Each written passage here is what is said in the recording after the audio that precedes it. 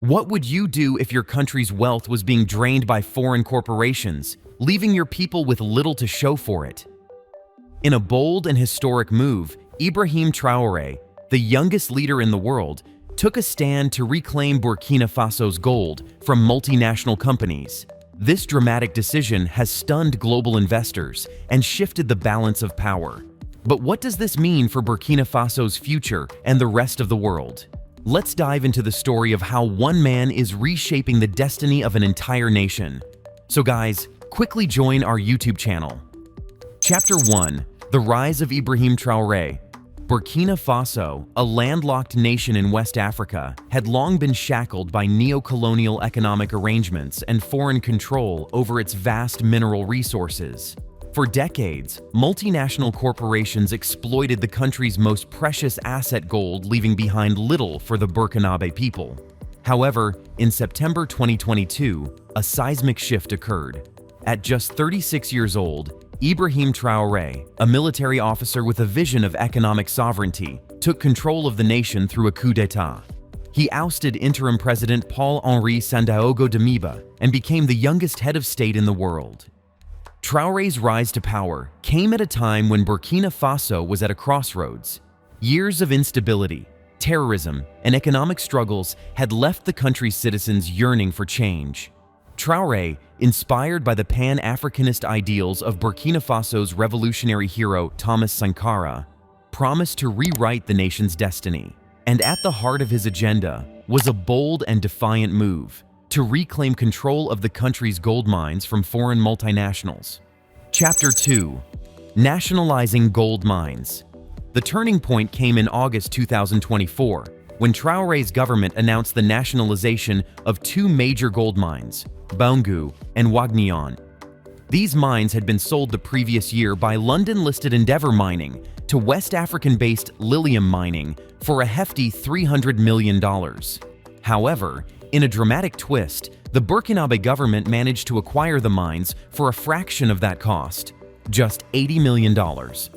This strategic move is aimed at reclaiming Burkina Faso's mineral wealth, said Joe Hotagwa of African Streams, a media platform focused on Pan-African issues. It ensures that a larger portion of the profits benefits the Burkinabe people rather than enriching foreign corporations. Endeavour Mining, a London-based company, had long been the dominant player in West Africa's gold industry. It boasted operations in several countries, including Senegal and Ivory Coast, and claimed to be the largest gold producer in the region. However, allegations of misconduct in its Ivory Coast operations and accusations of overvaluing its assets in Burkina Faso tainted its reputation. This legal and financial quagmire allowed the Burkinabe government to swoop in and secure a deal that would have been unimaginable just a few years earlier. Chapter 3: Economic Sovereignty and Pan-Africanism.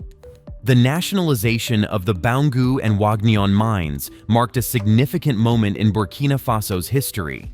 It wasn't just about gold, it was about reclaiming sovereignty and taking control of the country's destiny. Traoré's administration has drawn inspiration from the policies of Thomas Sankara, Burkina Faso's former revolutionary leader who championed economic self-sufficiency, anti-imperialism, and Pan-African unity. Under Traoré's leadership, the government expelled France's military presence from the country in February 2023, signaling a break from the country's colonial past. In November 2023, the Council of Ministers approved the construction of Burkina Faso's first gold refinery, an essential step in retaining a greater share of profits from gold production. This refinery will allow the country to process its own gold and add value to the raw material before it is sold on the global market. In July 2024, Burkina Faso, along with neighboring Niger and Mali, formed the Alliance of Sahel States, a coalition aimed at promoting regional cooperation and reducing reliance on foreign powers. The AES is designed to boost economic ties, foster mutual security, and increase the region's bargaining power on the global stage. Traoré's vision is clear: Burkina Faso must not only be the master of its own resources, but also a leader in regional integration and Pan-Africanism. Chapter 4: The global gold industry shaken. Burkina Faso's move to nationalize its gold mines sent shockwaves throughout the global gold industry. According to the World Gold Council's 2023 figures, Burkina Faso is the 13th largest gold producer in the world, generating around 100 tons of gold annually, valued at approximately $6 billion. However, despite this wealth, the country's total annual gross domestic product stands at just $18 billion, highlighting the disparity between gold production and the broader economy. This is largely due to the fact that much of the gold is mined by foreign companies, with profits flowing out of the country. Canadian companies, for example, own about $1.8 billion of Burkina Faso's gold resources. The nationalization of the Boungou and Wahnion mines was, therefore, a direct challenge to this status quo. Traoré made it clear earlier this year, "We are going to get our mining licenses back, and we are going to mine it ourselves." This bold declaration was followed by action. The government began renegotiating contracts with foreign mining companies, asserting greater control over operations and ensuring that a larger portion of the profits stayed within the country. Several international firms, including B2 Gold, Nordgold, and Endeavour Mining, were directly impacted by these new policies. For years, these companies had operated with minimal oversight, but under Traoré's leadership, the era of unchecked foreign exploitation was coming to an end. Chapter 5: The legal battle and the deal with Endeavour Mining. The path to nationalizing the Boungou and Wahnion mines was not without complications. Endeavour Mining and Lilium Mining, the company that had purchased the mines in 2023, became embroiled in a legal dispute over the sale. Endeavour accused Lilium of withholding $125 million in payments, while Lilium claimed that Endeavour had hidden crucial information during the sale process. In April 2024, the dispute escalated when Endeavour took legal action in the London Court of International Arbitration. The future of the mines appeared uncertain, but Traoré's government intervened and facilitated a settlement. Under the terms of the agreement, Burkina Faso agreed to pay Endeavour $60 million by the end of the year in 3 installments. Additionally, the government secured a 3% royalty on future production from the Wahnion mine, up to a maximum of 400,000 ounces. This deal, while not without its critics, was hailed by many as a significant victory for Burkina Faso. The country had managed to wrest control of its gold mines from foreign corporations while avoiding prolonged legal battles that could have hindered production. The settlement also marked the end of the legal actions between Endeavour and Lilium, allowing operations at the Boungou and Wahnion mines to resume. Chapter 6: The broader implications of nationalization. The nationalization of Burkina Faso's gold mines is more than just an economic maneuver, it is a statement of intent. Traoré's government is determined to break free from the patterns of economic exploitation that have long plagued the country. By asserting control over its natural resources, Burkina Faso aims to increase government revenue and channel more funds into crucial sectors such as education, healthcare, and infrastructure. In addition to the economic benefits, Traoré's policies are likely to have profound political and social implications.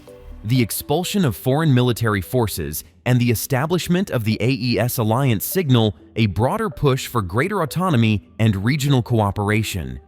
Traoré is positioning Burkina Faso as a leader in the fight against neo-colonialism and foreign interference in Africa. Chapter 7: The road ahead. While the nationalization of the Boungou and Wahnion mines is a significant step, the road ahead for Burkina Faso remains challenging. However, under Traoré's leadership, Burkina Faso is taking decisive steps to regain control of its resources and chart a new path toward economic independence. For the Burkinabe people, the nationalization of their country's gold mines represents more than just a shift in ownership. It is a symbol of hope. It is a sign that Burkina Faso is no longer content to be exploited by foreign powers and that a new era of self-determination is dawning.